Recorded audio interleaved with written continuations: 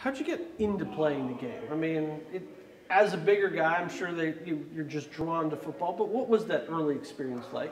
Yeah, I mean, like you said, I've always been a bigger guy, always been a lot bigger than the people in my age group.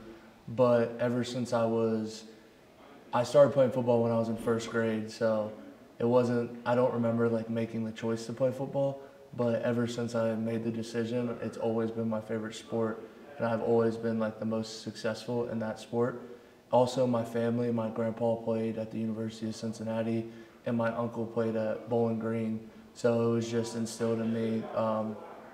My love for football is kind of genetic, I would say. Growing up in Ohio, football on Friday nights is king. Yeah. I mean, think back to those nights under the lights. How cool was it to kind of be the biggest story in town each Friday night? Yeah. So I went to Moeller High School, which is the best high school in Ohio for football. And playing on those Friday nights are probably some of my best memories. The guys I went out there with will be my best friends for probably the rest of my life. They'll be in my wedding. And I just think back, and we always talk about having like one more chance to go out there and play against our rival St. X, or just go out there Friday nights, and they were unbeatable. They were the best thing. The hype in the school, everybody cheering for you, it was always a good time. The Moeller-St. X rivalry might be the equivalent to Michigan, Ohio State, kind of just at a smaller level. What was it like to play as a part of that rivalry? Yeah, it is huge. So the thing about the rivalry is that a lot of I have some very good friends that went to St. X.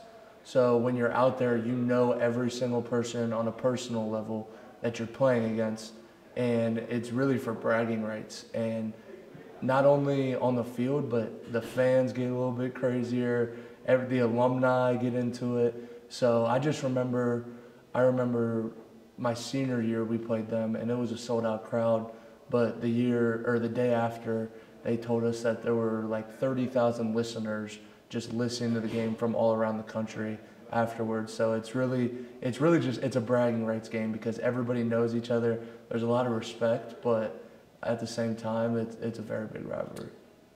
How'd Eastern come into play? I mean, it's not far. You're of course right up 75 in a lot of ways, but a kid from Southwest Ohio to come to Southeast Michigan is not a normal step. What was it that drew you here?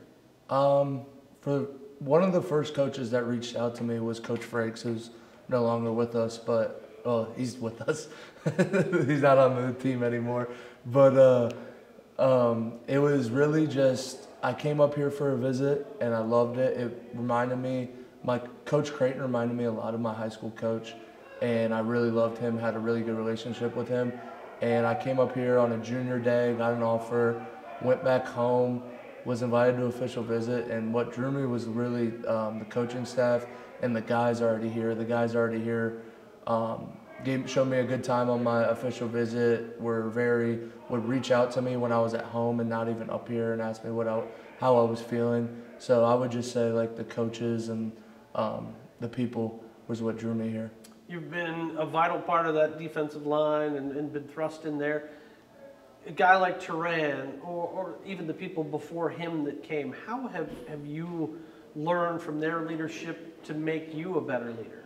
Yeah, Turan, you said Turan. Turan was one of the best guys I've been around. Like, his passion and everything he did was like, it was very contagious.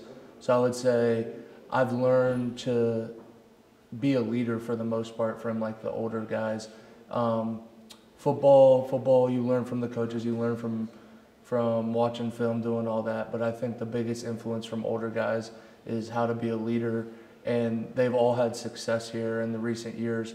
So when they left, it's time for me to be a leader, and I was able to learn a lot of key things like being very energetic and just being able to rub off on the younger guys. You see a guy in the NFL in Max Crosby just tearing it up for the Rangers. Yeah. You get to wear his former number 92. What's it like to put on that jersey? There's definitely a lot of pride with that. Coming in, I I didn't pick my number. I was just kind of given it, and then I was very excited. I remember my freshman year being really excited, and Max is, I mean, he's incredible. He's really fun to watch, so it's a really good feeling to wear that 92 and try and make it my own. Away from football, what do you like to do? What would we find you doing on your day off? Away from football, I like to play a lot of golf. I like to play some video games, and that's really it. I like to eat some good food, and I just like to relax. But definitely, I would say golf for the most part. What are we cooking if you're eating? Some sort of chicken. Some sort of chicken. Yeah. Cincinnati's certainly known for a vast majority of really good food. You got Montgomery Inn. Whether you like Cincinnati chili, some people do, some people don't. What's your favorite thing you miss about home that they have? My favorite restaurant in Cincinnati is it's called Corrido. It's not very well known, but it's like a Chipotle. It's a similar like setup and everything, but I feel like it's a lot better. And then the other place is Montgomery Inn, which is probably the best ribs in the Midwest. So you mentioned golf. I heard from your quarterback a little bit ago. Taylor said he's like a 4 or 5.5 handicap. Where are you in this ballpark? I'm probably more in the 14 to 15 range. Taylor's pretty good, but I'll give him a run for his money here soon. Just got to get a little more time to practice. But yeah, we have a good time. We have a good group of guys who like to go out there and golf and on off days and just hang out. I think it's a good bonding time and just good, clean fun. How important is family and being together outside of football? I think it's huge. I mean, when I first got here, it was a little bit of a culture shock. Not a culture shock, but there's so many different guys from different places, personalities.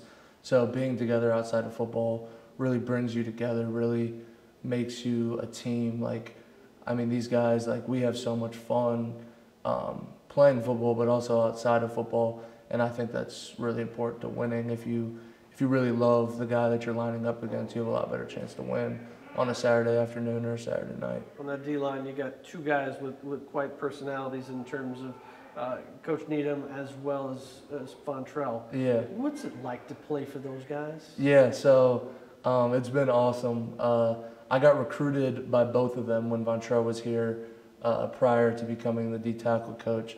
And they were two keys to like getting me here.